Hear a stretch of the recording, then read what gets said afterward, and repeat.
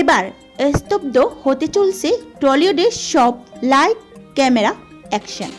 রাহুল হত্যার বিচার না মিললে কি তবে অনির্দিষ্টকালের জন্য বন্ধ হয়ে যাবে বাংলার সিনেমার শুটিং?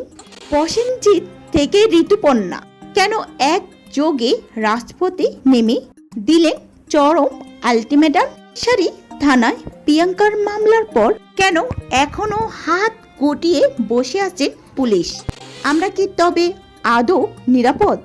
ঋতুপর্ণার এই এক প্রশ্নই কি কেঁপে উঠল স্টুডিও পাড়া অন্ধকার সিন্ডিকেট। ভিডিওটি শেষ পর্যন্ত দেখুন, কারণ আজ আমরা উন্মোচন করব টেকনিশিয়ান স্টুডিওর সামনে জড়ো হওয়া এক ঝাঁক তারকার চোখ, যা ছিল শুধু ক্ষোভ, বিদ্রোহ আর ন্যায় বিচারের তৃষ্ণা। নেতা রাহুল অরুণোদয় মৃত্যু আজ 7 দিন পেরিয়ে গেল, এখনো দৃশ্যমান কোনো তদন্তই শুরু হলো না। আর এই প্রশ্নেই ফেটে পড়েছেন আর্টিস্ট ফোরামের সদস্যরা। তাদের একটাই দাবি, যদি দ্রুত সঠিক তদন্ত এবং দোষীদের শনাক্ত করা না হয় তবে অনির্দিষ্ট কালের জন্য বন্ধ হয়ে যাবে টলিউডের সব শুটিং। মেগাস্টার প্রসেনজিৎ চট্টোপাধ্যায় আজ কেবল একজন অভিনেতাই নন, বরং শিল্পীদের অভিভাবক হিসেবে গর্জে উঠেছেন। তার দাবি অত্যন্ত জোরালো এবং বাস্তবসম্মত। এই সময় প্রতিটি শিল্পী ও কলা কুশলীদের জন্য বাধ্যতামূলক নিরাপত্তার ব্যবস্থা করতেই হবে। রাহুলকে যেভাবে লাইফ জ্যাকেট বা রেস্কিউ টিম ছাড়া উতাল সমুদ্রের মুখে ঠেলে দেওয়া হয়েছে, শ্রমিক নিধন বলা ভুল হবে। অভিনেত্রী ঋতুপর্ণা সেনগুপ্তকে রাহুলের মৃত্যু তাকে কতটা ব্যথিত করেছে তার কণ্ঠস্বরে স্পষ্ট ছিল। তিনি সরাসরি প্রশ্ন তুলেছেন, আমরা কি আদৌ নিরাপদ?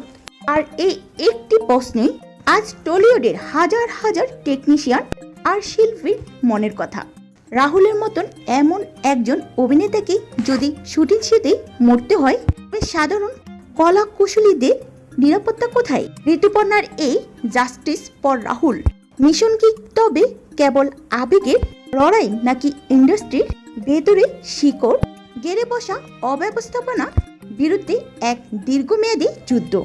রাহুলের রক্ত আর সহজে চোখের জল বৃথা যেতে দেয়া যাবে না। হ্যাঁ ভিউয়ার্স, টলিউড তারকার এই শুটিং বন্ধের সিদ্ধান্তকে আপনি কি সমর্থন করেন, নাকি মনে করেন আলোচনার মাধ্যমে সমাধান সম্ভব?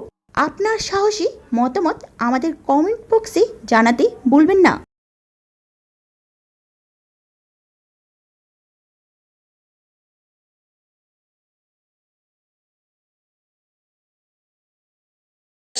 সেটাই আমরা আজকে সবাই ইউনানিমাস হিসেবে ডিসাইড করেছি, কারণ এটা আমাদের মানবিকতার লড়াই এবং মানবিক ক্ষেত্রে আমরা মনে করি যে আমরা শিল্পীরা ভীষণই আবেগপ্রবণ এবং তাদের জন্য সেটা যে কোনো লিমিটে আমরা চলে যেতে পারি, কিন্তু তার সাথে সাথে যেরকম আমরা আবেগপ্রবণ জন্য আমাদের প্রিকশনের জায়গাটাও একটুখানি আমাদের ভাবতে হবে।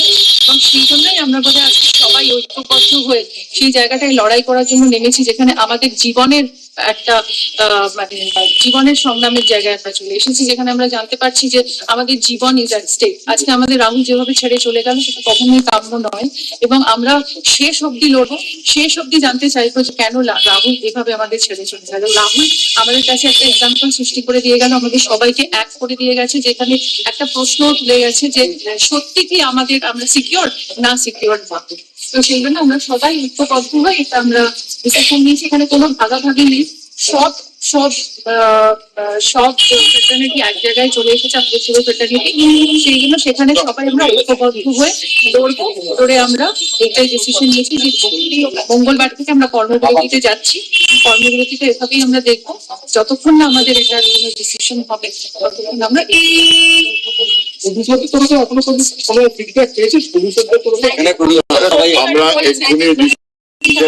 পরে কথা হবে। অনেক অনেক ধন্যবাদ। আমার এটা প্রসেনজিৎ চট্টোপাধ্যায় না, ভূমিমাতা হিসেবে আপনার সবাইকে, আপনারা সারাক্ষণ আমাদের সঙ্গে থাকেন, আপনারা আমাদের পান। একটাই কথা বলি, আমরা একটা ইমোশনাল জার্নি এই 7 দিন আগে এরকম ভাবে চলে গেছে। আজকে এইটুকু তো হয়েছে যে সারা ইন্ডাস্ট্রি সব সব মানুষরা এক জায়গায় এসেছে। এই অনেক কথা শুনি আমি, শুনতে হয় যে এটা এটা ওটা এটা। আজকে কিন্তু আমাদের ওই ছেলেটা চলে গিয়ে আমাদের সবাই এক করেছে, এবং আমরা চাই যে আগামী 20-25 বছর, 30 বছর আরো বেশি এমন একটা সিস্টেম তৈরি করতে যেখানে আমাদের আর্টিস্ট, টেকনিশিয়ানস, ডিরেক্টরস, সবাই এভরিবডি, প্রোডিউসার্স, সবাই তার জন্য একটু সময় লাগে, কারণ রাতারাতি তো করা যায় না। সেই পদক্ষেপগুলো আমরা সবাই একসাথে এখানে আছি, সবাই আমাদের আমরা একসঙ্গে নেবার চেষ্টা করবো।